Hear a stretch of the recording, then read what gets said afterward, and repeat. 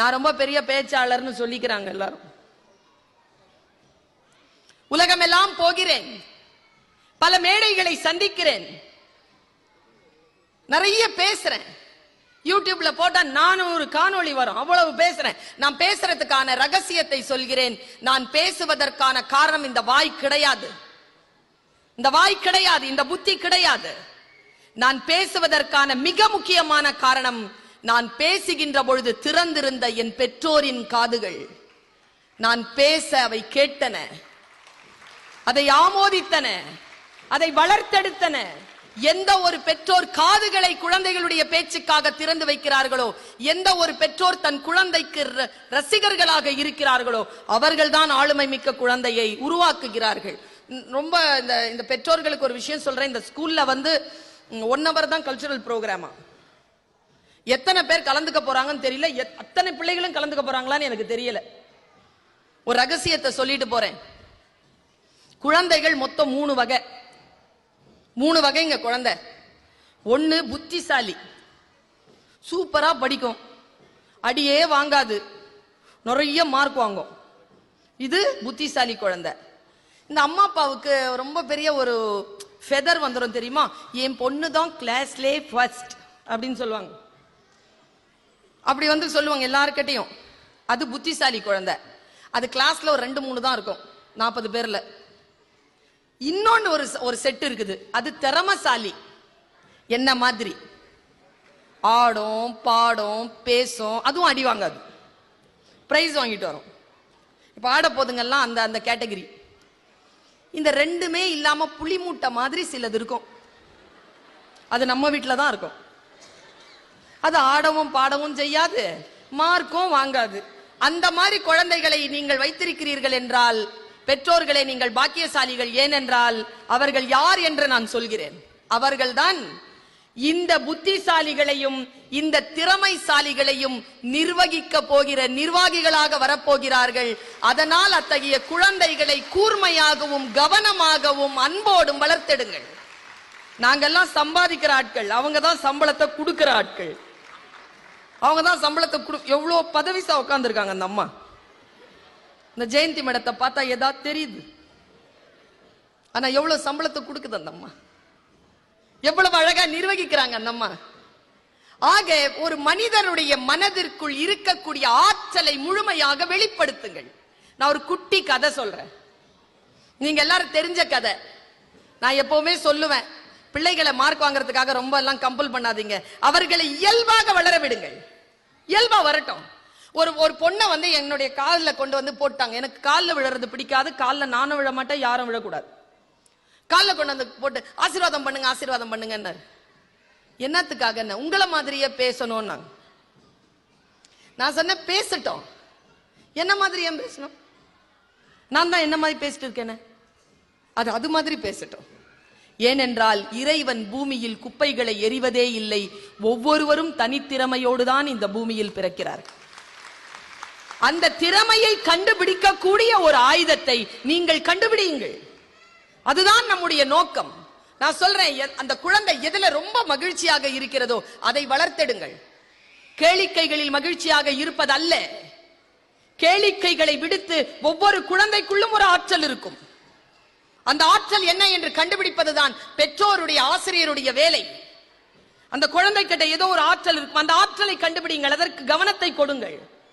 எனக்கு தெரிஞ்சு இப்போ நான் மலேசியா போயிட்டு வந்த பொழுது ஒரு டிரைவ் பண்ணிட்டு இருந்த ஒரு டீச்சர் என்கிட்ட சொன்னார், போன் வந்திருந்தது. யார் கிட்ட இருந்தனா அவங்க பையன் கிட்ட இருந்து. அவங்க பையன் ஒரு வெட்டினரி டாக்டர். அவர் சொன்னார், என் பையன் வெட்டினரி டாக்டரா வரதுல எனக்கு விருப்பம் இல்லை மேடம், ஆனா அவன் வெட்டினரி டாக்டர் தான் இருக்கிறான்.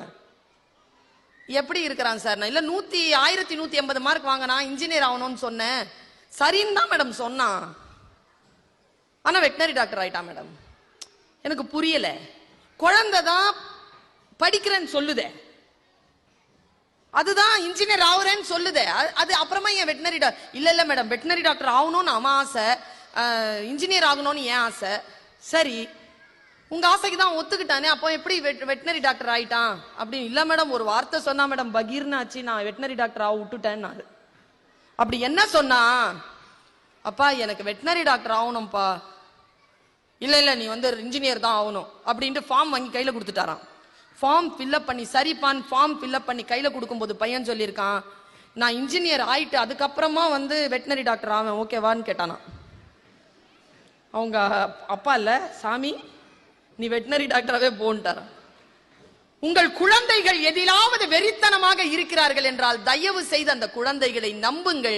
அந்த குழந்தைகளின் ஆசைக்கு பின்னால் போய் அவர்களுடைய வாழ்க்கையில் அவர்கள் வெற்றி பெறுவதற்கான சூழ்நிலையை ஏற்படுத்தி கொடுங்கள். நான் ரொம்ப பெரிய விஷயத்தை சொல்லிக்கிட்டு இருக்கேன், ஆனா ரொம்ப சாதாரண விஷயம் போல தோணும். இப்படி சொல்றேன், புரியுதான்னு பாருங்க. எனக்கு இன்னும் 3 நிமிஷங்கள், 3 நிமிஷத்துல நான் முடிக்கணும். உங்க எல்லாருக்குமே ஒரு கிராஸ் ஹாப்பர் கதை தெரியுமா? கிராஸ் ஹாப்பர், வெட்டுக்கிளி. கிட்டார் வாசிச்சுக்கிட்டே இருக்கும் வெட்டுக்கிளி. மழை வந்துடும், சாப்பிட்றதுக்கு எதுவும் இருக்காது. எறும்பு கிட்ட போய் கேட்கும், எனக்கு சாப்பிட்றதுக்கு ஏதாவது தாயனா. எறும்பு சொல்லும், நீ வந்து கிட்டார் வாசிச்சுக்கிட்டே இந்த மாதிரி நேரத்தை செலவழிக்கிறதுனால தான் உனக்கு வந்து சோறு இல்லாம தவிக்கிற, இனிமேல் என்னோட டெய்லி சேர்ந்து உழ அப்படின்னு கிட்டாரை வாங்கி வச்சுக்கிருச்சு. டெய்லி கிராஸ் ஹாப்பர் கிட்டார் வாசிக்கிறத விட்டுட்டு உழைக்க தொடங்கியது, பசி இல்லாமல் வாழ்ந்ததுன்னு ஒரு கதை நம்ம படிச்சிருப்போம். சரியா? பர்வீன் சுல்தான் நான் புதுசா சொல்றேன் ஒரு கதைய. கதை எங்க முடியுதோ அங்கதான் என் கதை தொடங்கும். அந்த கிராஸ் ஹாப்பர் என்ன பண்ணுச்சு, கிட்டாரை கொடுத்துருச்சு. கொடுத்துட்டு டெய்லி உழைச்சது. அந்த எறும்போட போய் உழைச்சது. உழைச்சு 3 நாள் ஆச்சு. ரொம்ப வெறுப்பாயிடுச்சு அந்த கிராஸ் ஹாப்பருக்கு. நடா வாழ்க்கை இது, டெய்லி எறும்போட சேர்ந்து நடக்கிறோம். 10 நெல் சம்பாதிச்சுதுங்க ஒரு நாளைக்கு. அதுவும் 10 நெல் சம்பாதிச்சு, இதுவும் 10 நெல் சம்பாதிச்சு. ஒரு நாள் வெறுப்பாயிட்டு அந்த எறும்பை கூப்பிட்டுச்சு, ஏய் இங்க வா, இங்க வா, என்ன மரியாதையா என்னுடைய கிட்டாரை கொடு. கிட்டார் வாசிச்சுக்கிட்டே செத்தாலும் சாவேனே தவிர உன்னை போல லைன்ல நின்னுட்டெல்லாம் நான் வந்து சம்பாரிச்சு சாவ மாட்டேன், கிட்டாரை கொடுந்துச்சு. எப்படியாவது ஒழி அப்படின்ட்டு கிட்டாரை கொடுத்துருச்சு எறும்பு. இப்போ கிராஸ் ஹாப்பர் அந்த கிட்டாரை வச்சுக்கிட்டு மேல போய் உக்காந்துருச்சு. கிட்டார் வாசிச்சுக்கிட்டே இருக்கு. கீழே பார்த்தா எறும்பு போய்கிட்டே இருக்கு. சே, இதோட தான் நாம வந்து போனோம்ல அப்படின்னு அது பார்க்கும்போது எறும்பு போறது ஸ்லோ ஆகுது. சரின்னு விட்டுட்டு மறுபடியும் கிட்டார் வாசிக்குது, எறும்பு ஃபாஸ்டா போகுது. மறுபடியும் கிட்டார் வாசிக்கிறத நிறுத்திட்டு பாக்குது, எறும்பு ஸ்லோவா போகுது. இதுதான் மேட்டரா அப்படின்னு நினைச்சிட்டு அன்னைக்கு சாயந்தரம் ஒரு எறும்பை பேச்சுவார்த்தைக்கு கூப்பிடுச்சு. இங்க வா, நான் நல்லா கிட்டார் வாசிக்கிறேன்னா, சூப்பரா வாசிக்கிறேன். ஓகே, நீ எவ்வளவு சம்பாதிக்கிற ஒரு நாளைக்கு? 10 நெல். எனக்கு 1 நெல் கொடுக்குறியா? ஏன்? நான் வாசிச்சாதான் உன்னை அழகா சீக்கிரமா வேலை செய்யறியே. நான் வாசிக்கலன்னா உனக்கு டல் ஆகுதுல்ல, உனக்கு நான் உற்சாகத்தை கொடுக்கறேன்ல, எனக்கு வந்து 1 நெல் சம்பளமா தரியா அப்படின்னு கேட்டுச்சு. அது ஓகேன்னு சொல்லிருச்சு ஒரு எறும்பு. இளைஞர்கள் கவனிக்கிறீர்கள், ஓகே சொல்லிருச்சு அந்த எறும்பு. 10,000 எறும்பு கிட்ட பேச்சுவார்த்தை முடிச்சிருச்சு. டெய்லி ஒரு எறும்பு 10 நெல்லை சம்பாதிக்க தான் விருப்பப்பட்ட வேலையை செய்து கொண்டே 10,000 நெற்களை சம்பாதித்தது கிராஸ் ஹாப்பர் என்று பர்வீன் சுல்தானா கதையை முடிக்கிறேன். எது விருப்பமோ அதை செய்யுங்கள். உங்கள் குழந்தை எதில் ஆழமாக இருக்கிறதோ அதை செய்யுங்கள். நம்முடைய குழந்தை கலாமாக மாற வேண்டுமா? கலாமாக மாறுவதற்கு என்ன செய்ய வேண்டும்? என்ன செய்தார் கலாம்? கலாம் செஞ்ச மிகப்பெரிய சாதனையை நான் சொல்லவா? நீங்க சொல்லுவீங்க அக்னி அனுப்பினார், பிருத்திவி அனுப்பினார், நம்ம நாட்டுக்கு ஜனாதிபதியாக இருந்தார், அவர் ஒரு ஆசிரியராக இருந்தார், ஒரு விஞ்ஞானியாக இருந்தார். இதெல்லாம் அவருடைய சாதனையாக நான் பார்க்கலீங்க. அவருடைய சாதனை என்ன தெரியுமா?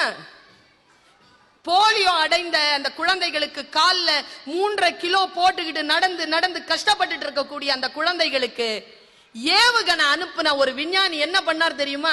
ஏவுகணை அனுப்புறத பத்தி தெரிஞ்சுக்கோங்க. ஏவுகணையில் செயற்கைக்கோள்கள் மேலே போகும். ரஷ்யா 24 செயற்கைக்கோள்களை அனுப்புகிறது. அமெரிக்கா 18 செயற்கைக்கோள்களை அனுப்புகிறது. இந்தியா தான் 124 செயற்கைக்கோள்களை அனுப்புகிறது. அவ்வளவு செயற்கைக்கோள்களையும் தாங்கக்கூடிய லேசான அந்த உலோகம் தயாரித்து கொடுத்தவர் அப்துல் கலாம். அந்த லேசான ஆயுதம் இருக்குல்ல, அதை வச்சுக்கிட்டு ஏவுகணை மட்டும் செய்யலைங்க அந்த ஆளு. அவர் என்ன செய்தார் தெரியுமா? அதை வைத்துக்கொண்டு இந்த 3 கிலோவை தாங்கி நடக்க முடியாத குழந்தைகளுக்கு 300 கிராமில் அந்த கால் மெஷின் செய்து கொடுத்தார் பாருங்க. அப்பொழுது ஜெயித்தார் அந்த மனிதர்.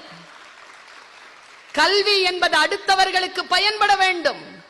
மனித வாழ்க்கை என்பது அடுத்தவர்களுக்கு பயன்பட வேண்டும். மற்றவருக்கு பயன்படக்கூடிய அந்த கல்வியை நம்முடைய குழந்தைகள் கிட்ட நாம பேசிக் 5 வகுப்புக்குள் கொடுத்து விட வேண்டும். 11 வயதிற்குள் மிக சுத்தமாக சிந்திக்கக்கூடிய வாய்ப்பு பெறுகின்ற குழந்தை மிகப்பெரிய வல்லமைகளை பெறுகிறது. வசை சொற்களை பயன்படுத்தாமல், யாரையும் ஒப்பாய்வு செய்யாமல், அந்த குழந்தை உண்மையாக இருக்கின்ற அந்த தருணத்தில் எல்லாம் அதை வாரி வாரி அதை அப்படியே பாராட்டி பாராட்டி வளர்த்து, தவறு செய்கின்ற பொழுது எந்த ஒரு சுயநலமும் இல்லாமல் தடுத்தாட்கொண்டு குழந்தைகளை மிகச் சரியாக வளர்க்கக்கூடிய ஆசிரியர்களும் பெற்றோர்களும் இன்னும் இன்னும் இந்த கல்வி நிறுவனத்தில் மேன்மை பெற வேண்டும். உங்கள் குழந்தைகள் சிகரத்தை தொட வேண்டும். என்னுடைய நிறைவு செய்தி இதுதான். சிகரம் தொடுவது என்பது, பெற்றோர்களே, ஆசிரியர்களே கவனம். சிகரம் தொடுவது என்பது யாரோ ஒருவன் தொட்ட சிகரத்தை தொடுவதல்ல. உங்கள் குழந்தைகளின் உயர்வு என்கின்ற அந்த எல்லையை தொடுவது. அந்த எல்லையை தொடக்கூடிய அந்த சிகரத்தை உங்கள் குழந்தைகள் தொட வேண்டும் என்கின்ற இறை பிரார்த்தனையோடு வாய்ப்பளித்தமைக்கு நன்றி பாராட்டி விடைபெறுகிறேன். நன்றி, வணக்கம்.